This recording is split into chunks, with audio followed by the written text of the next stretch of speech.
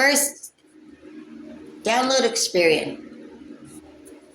Experian keeps all of your debt organized and in the order of, and will alert you when your credit score increases or decreases. It alerts you if anybody has any suspicions over identity theft, fraud, and so on.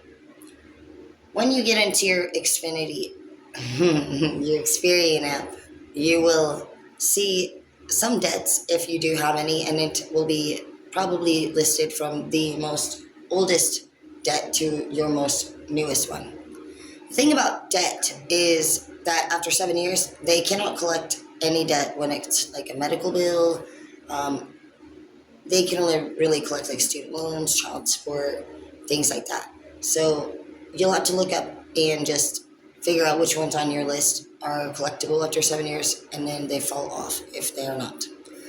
When you also get a phone call from somebody saying that they'd be willing to take a deal with you, basically, they'll say your bill is 800, but it will take 500 today. I did that once, and they actually ended up taxing me the other 500 on my tax return.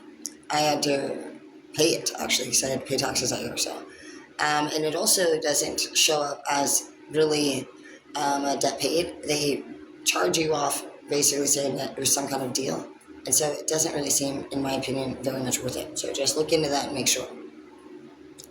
If you're somebody who's thinking about having a credit card, you need to know that credit cards are not for your spending. They are to spend 30% of your credit card, and you need to have the same pretty much bill coming out as many times as you can, if not all the time, and just have it on a recurring payment setup mode. For me, doing my student loans and paying my child support on time, I ended up with a 7-11.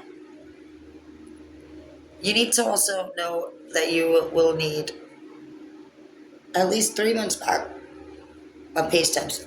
Typically with anything professional or financial, documentation when it comes to your earned income is always going to be about 3 months back. So when you're at work, you need to make sure that before you quit and on the week of, you take screenshots of any of your ADP apps or anything that you've been making money on, so that you don't have to ask a manager when you leave if they can please help you with those documentations. When you buy a house, if you have your bills paid off and you stay at the same job for a year and you make $20 an hour, you can qualify for up to $250,000. Maybe you want a house, or maybe you want a car.